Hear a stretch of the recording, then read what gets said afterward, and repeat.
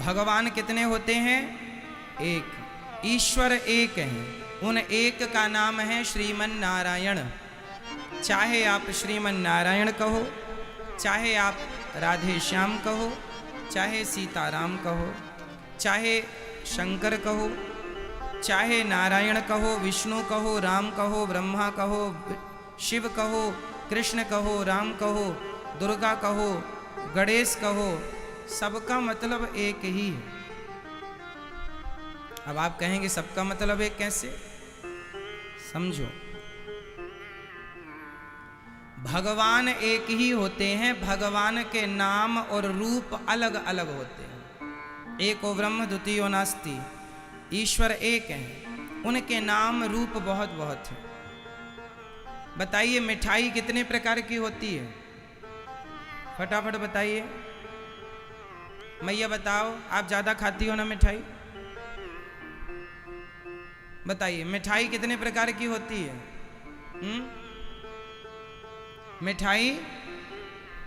मिठाई बहुत प्रकार की होती है, पर मिठाई बहुत प्रकार की होती है, पर एक चीज है जो हर मिठाई में एक सी होती है। बताओ क्या? क्या? मीठा, चीनी, शक्कर। मिठाई बहुत प्रकार की हो सकती है, पर जो मिठाई में मिठास है वह एक ही शक्कर की मिठास है। हाँ या ना? जैसे मिठाई के नाम बहुत हो सकते हैं, मिठाइयों के आकार बहुत हो सकते हैं, मिठाइयों के रंग रूप बहुत हो सकते हैं, स्वाद भी अलग अलग हो सकते हैं, पर शक्कर एक सी ही है। उसी तरह ईश्वर के नाम रूप बहुत हो सकते हैं, पर मूल तत्व ईश्वर एक ही है, वह श्रीमन नारायण है। उन्हीं का नाम नारायण है, उन्हीं का नाम शिव है, उन्हीं का नाम कृष्ण है, उन्हीं का नाम राम है, उन्हीं का नाम हरि है, उन्हीं का नाम विष्णु है। कुछ भी आप नाम दे सकते हैं। मैया यशोदा ने उन्हीं का नाम बुलाया कनवा, उन्हीं को आप कहते हैं श्री गोविंद देव जी, उन्हीं को आप कहते हैं लड्डू गोपाल जी, उन्हीं को कहते हैं जगन्नाथ जी, उन्हीं को कहते हैं बिहारी जी, उन्हीं को कहते हैं बद्रीनाथ जी। अनेक रूप रूपाय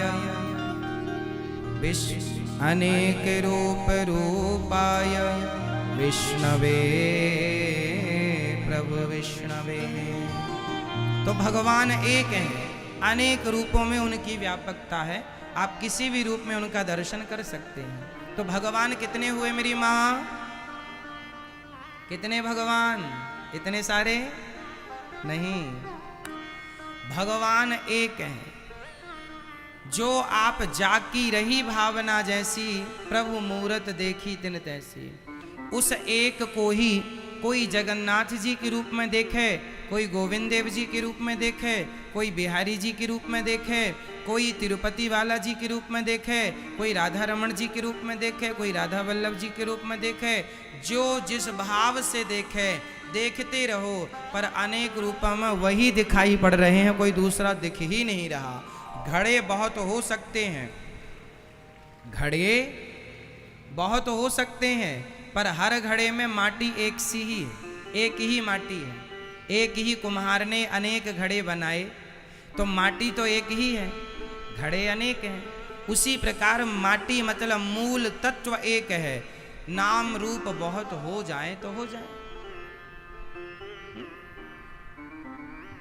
तो भगवान एक है। क्या नाम है उन एक का? नाम बता दो मैया जी, एक भगवान का नाम बताओ। ये राम जी कौन है? जोर से, राम जी कौन है? श्रीमन नारायण। श्री मतलब लक्ष्मी के संग नारायण।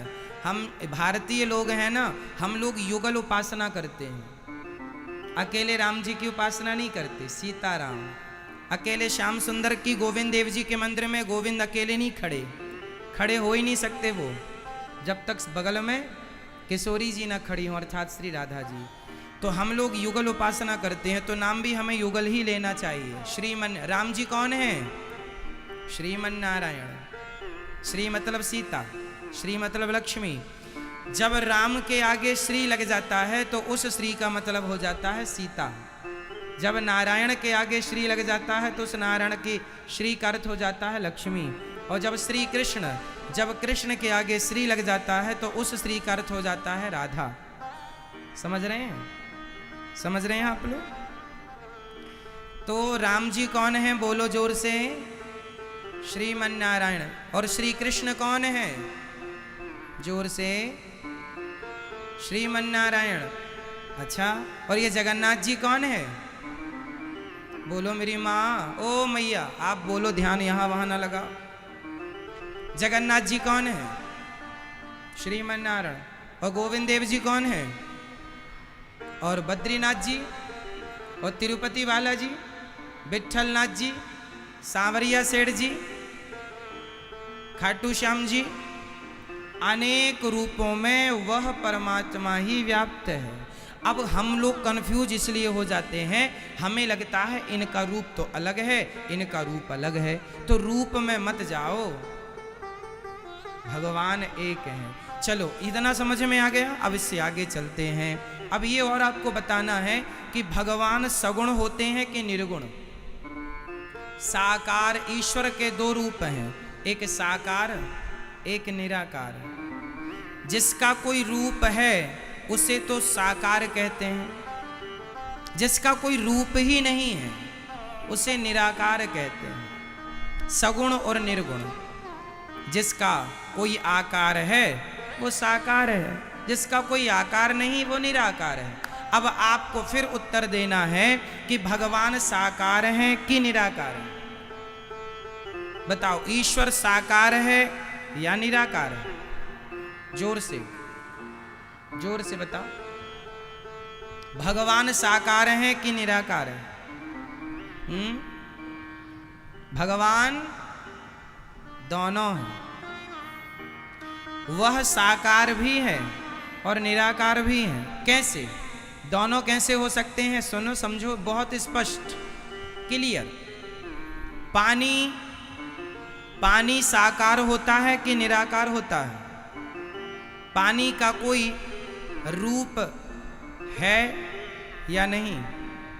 पानी निराकार होता, पानी का कोई आकार, इसलिए पानी निराकार होता है। पर वही पानी जब आप फ्रिज में रख देते हैं तो वही पानी बर्फ हो जाता है। तो पानी का तो कोई आकार नहीं था, पर बर्फ का आकार होता है। उसी तरह ईश्वर तो निराकार होता है, पर वही ईश्वर जब भक्तों के प्रेम की फ्रिज में प्रवेश कर जाता है तो वह भक्तों के लिए वही निराकार साकार बन करके कभी राम कभी कृष्ण बन करके प्रकट हो जाते हैं। तो भगवान साकार भी हैं और निराकार भी है। जैसे पानी साकार भी है और पानी बर्फ बन जाने पर साकार है और पानी निराकार है। उसी तरह ईश्वर निराकार होते हैं, पर वही राम और कृष्ण बनकर, नरसिंह बन के, वामन बन के भक्तों के लिए वह सगुण साकार रूप धारण कर लेते हैं। इसलिए कहते हैं, सगुण उपासक परहित निरत नीति दृढ़ ते नर प्राण समान मम जिनके ध्वज पर प्रेम। तो भगवान साकार भी है और निराकार भी है। इसलिए कोई साकार की पूजा करे तो वो भी अच्छा है और कोई निराकार की पूजा करे